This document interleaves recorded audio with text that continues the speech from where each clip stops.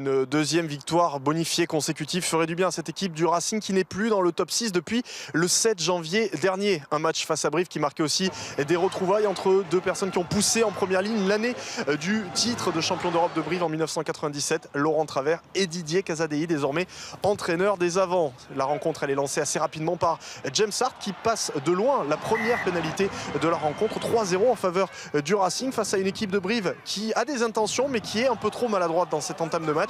Et ce sont des ballons de récupération à négocier pour le triangle arrière du Racing. Brice Dulin, Teddy Thomas et ici Juanimov, servi par James Hart. Juanimov qui va accélérer dans un intervalle. Juanimov qui casse la ligne, qui est ensuite navigue face à Nguenia et qui retrouve le soutien de Dimitri Zarzeski qui s'écroule sur la ligne des 22 mètres. Une action qui ne donnera rien mais qui en dit long sur les intentions malgré tout du Racing avec Juanimov, toute la classe de l'ailier argentin qui arrive à passer en revue la ligne de défense de Brive avant de servir Dimitri Zarzeski. L'équipe du Racing qui a des intentions derrière et qui a toujours et surtout ce paquet d'avant très solide avec une bonne touche, bonne prise de balle de Léoné Nakarawa. Et derrière un ballon porté qui est en train de se structurer et qui va petit à petit progresser. Viliami Afatia qui ensuite voit qu'il faut s'extraire et qui va mourir, regardez, sur la ligne de but avec un ballon qui est conservé. On a cru qu'il avait aplati mais il est refoulé juste sur la ligne, Viliami Afatia. Mais derrière c'est Gerbrand Gobler qui après une longue série de pick and go vient récompenser tout le travail du paquet d'avant du Racing.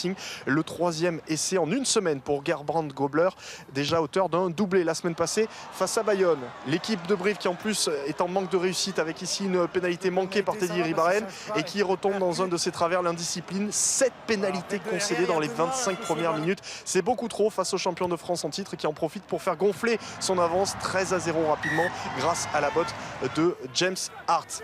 Mais l'équipe de Brive qui est pénalisée parce que peut-être un peu trop généreuse mais qui arrive aussi à récupérer des ballons comme ici avec ce ballon gratté au sol et derrière le jeu qui est écarté avec Galala, la passe, on y reviendra sur cette passe en direction de Massilevou qui rentre dans les 22 mètres. Massilevou qui fait l'effort d'attendre le soutien avec une action très longue que l'on vous a ellipsée et qui va derrière déboucher sur cette passe allongée par Bézi avec la charge de François Darros, sortie de balle propre pour Iribarren qui va pouvoir de nouveau alerter Nicolas Bézi qui là encore fait le choix d'allonger la passe pour Massilevou qui accélère. Et le magnifique offload en direction de Galala, les deux hommes qui étaient à l'origine de l'essai qui sont à la conclusion de ce magnifique mouvement de l'équipe de Brive. Apprécié au passage la passe au contact de Massilevou pour Galala. Mais regardez, un essai qui aurait peut-être dû être refusé parce qu'à l'origine il y avait cette passe en avant de Galala en direction de Massilevou que M. Brousset n'a pas vu. Le score à la mi-temps il est de 13-8, le Racing en tête et un choc tête contre tête entre Oman et Saïd Iresh, les deux hommes obligés de passer par la case infirmerie avant de revenir sur le terrain. Et d'ailleurs au retour du terrain, cette équipe de Brive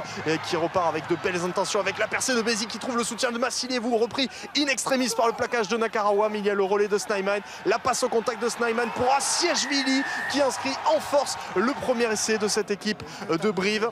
Un beau mouvement de la part de Brive, une belle initiative de Bézi conclue par le pilier gauche géorgien Karlen Assièchevili. Mais quand ça ne va pas au Racing qui vient de perdre la tête et d'être mené 15-13, et bien le Racing se rassure avec son paquet d'avant et son point fort, les ballons portés. Regardez encore un ballon porté d'école et le 8e essai marqué sur ballon porté par le Racing cette saison conclu par Léoné Nakarawa, le deuxième ligne champion olympique à 7 avec les Fidji cet été qui vient récompenser le très bon travail de tout le paquet d'avant du Racing qui a fait vraiment une belle prestation ce soir face à Brive, ce paquet d'avant des ciels et blancs. Mais l'équipe de Brive qui reste au contact, regardez cette pénalité lointaine passée par Nicolas Bézi qui a pris le relais d'Iribarren dans l'exercice des tirs au but.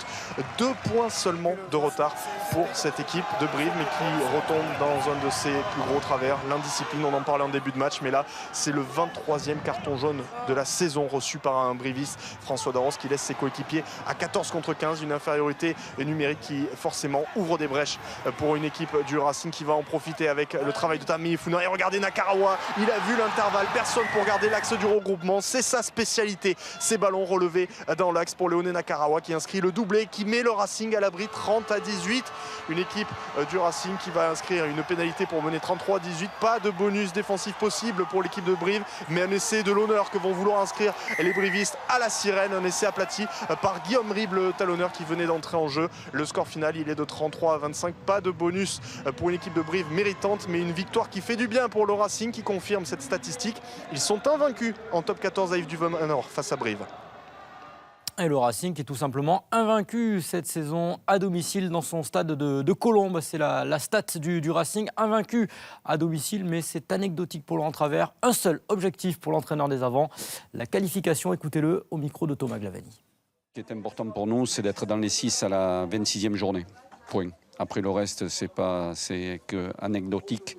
Donc pour nous, la priorité des priorités, c'est d'être dans les 6 à la 26e journée. Mais malgré tout, rester invaincu à domicile, notamment pour être dans les 6, c'est une obligation.